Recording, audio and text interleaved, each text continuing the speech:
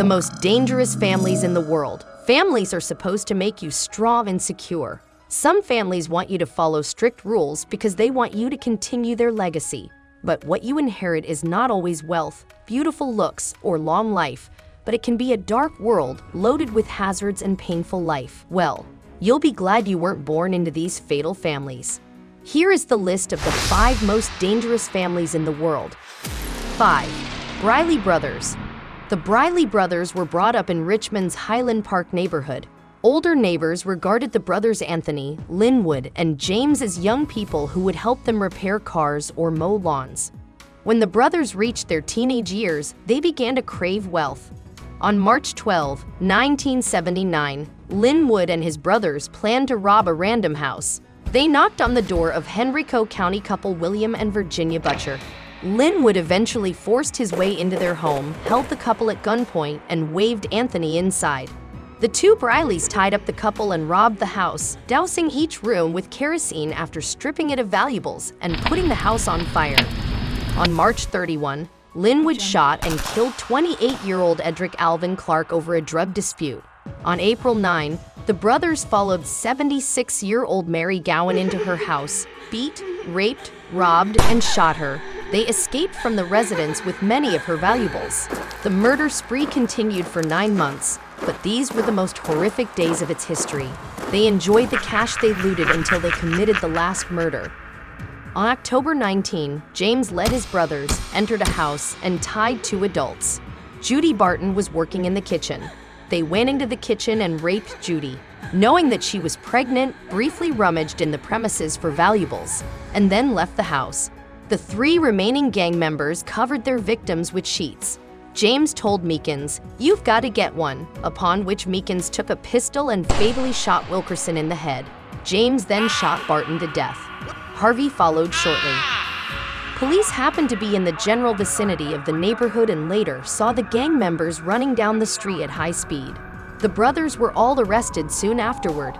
The brutality of the Briley brothers will never be forgotten. Linwood and James were eventually executed, while Anthony remained in prison. 4. The Laffertys. Ronald and Dan Lafferty were raised in Orem, Utah. They were brought up in a strict religious family and were told to follow harsh discipline. Though they were 8 siblings, Ron and Dan always stuck up for one another and would back each other up in a fight if needed. Ron became an active member of Church of Jesus Christ of Latter-day Saints at an adult age. Between 1982 and 1983, Ron spent more time with his brother Dan. Dan faced constant issues with law enforcement for years and failed to pay taxes. He began to follow Ron's philosophies on religion and the government. Ron was married, but his religious thoughts were interfering in their relationship, and things began to fall between them. In 1984, Ron woke up at night. He went to Dan and told him that he had received a revelation from God. He said it was the removal revelation. He told Dan that he was the prophet of God. Both decided to fulfill God's order and went to their younger brother Alan's house. What they did next was so excruciating that it stunned the entire world. People couldn't believe what they had just heard. Both brothers secretly entered their younger brother Alan's house. Alan's wife Brenda was at home with her kids, 15-month-old daughter Erica, Richard Stowe, and Chloe Lowe. Ron and Dan butchered all of them one by one. Ron and Dan loved their family. Why would they kill them? Everyone was looking for an answer. Ron revealed that God ordered him to kill 4 people during the investigation. The worst part was that Dan participated in the crime, and both brothers had no remorse for committing the murders. Ron was tried in 1985, convicted and sentenced to death, but he died of natural causes in prison. Dan was sentenced to 2 life sentences to be served concurrently without the possibility of parole. 3. Guadalajara Cartel Family. The Guadalajara was a Mexican drug cartel formed in the late 1970s by Miguel Angel Felix Gallardo, Rafael Caro Quintero, and Ernesto Fonseca Carrillo in order to ship cocaine and marijuana to the United States. In the 1980s, the cartel controlled drug trafficking in Mexico and the United States border. It had operations in various regions in Mexico. But things begin to spice up more after a teenage girl from their family takes over the business. Avila was a beautiful girl with black eyes, long hair, and an attitude that no one could ignore. She witnessed her first shot out at the age of 13. Avila was the third-generation drug trafficker in her family. As a young lady, she was approached by several handsome men and offered to marry. Her charms never let anyone doubt that she was the new drug mafia boss. Avila never shrank from employing the violence that comes with the turf, and she used the typical intimidation tactics of Mexican organizations. She had affairs with several well-known drug guys in her youth. Avila married twice, and both of her husbands were ex-police commanders who became drug traffickers. She later planned their murder with the help of hired assassins. She lived a high-profile lifestyle and would never leave any evidence after committing a crime. But things took a massive turn when she unexpectedly contacted authorities for help when her teenage son was kidnapped for a $5 million ransom. She eventually got her son back, but not without raising suspicions that launched an investigation. It took more than 4 years and 30 federal agents to close in and finally arrest Avila. She was arrested and charged with and convicted of laundering money for billions of dollars worth of drugs smuggled from Colombia to Mexico. Avila served 10 years in prison and still lives a lavishing life.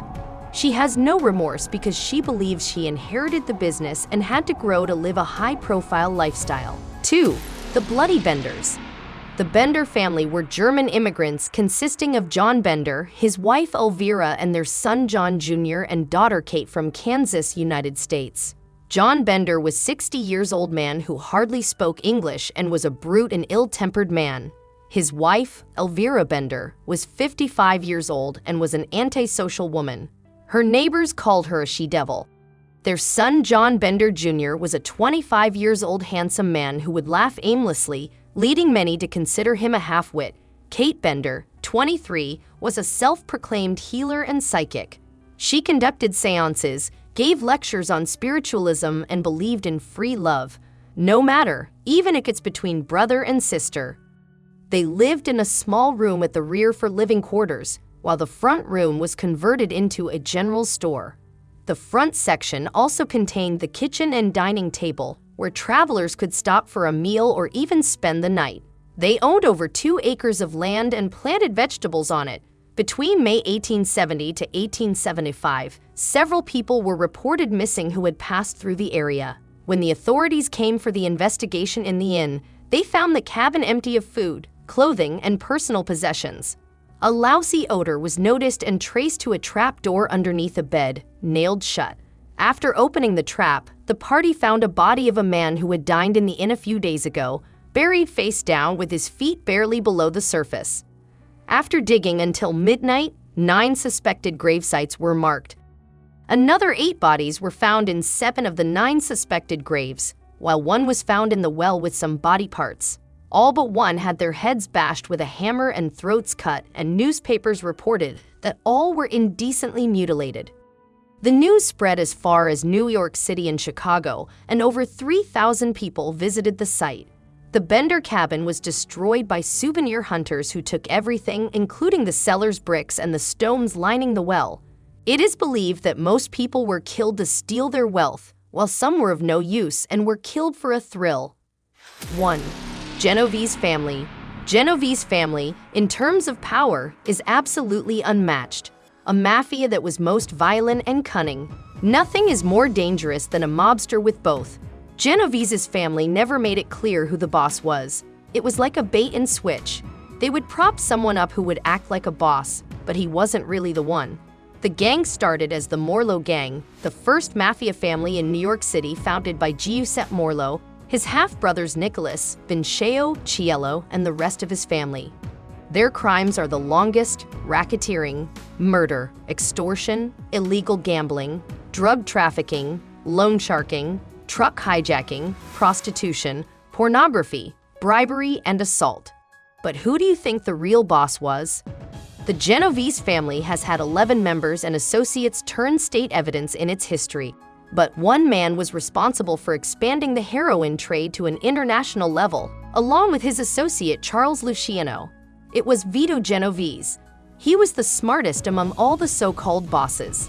He fell in love with a married woman, so he threw her husband off a roof so he could get married to her, and he did get married to her. The other family members were as brute as him. Although the leadership of the Genovese family seemed to have been in limbo after the death of Gigan in 2005, they appear to be the most organized and influential family in the U.S. It is believed that Liborio Bardi-Bellomo is the current boss of the organization. Unique in today's mafia, the family has benefited greatly from following a code of conduct emphasizing secrecy and non-cooperation with law enforcement and the justice system. That's a wrap for today. Don't forget to smash the thumbs up, share, and subscribe to the channel to see our latest content.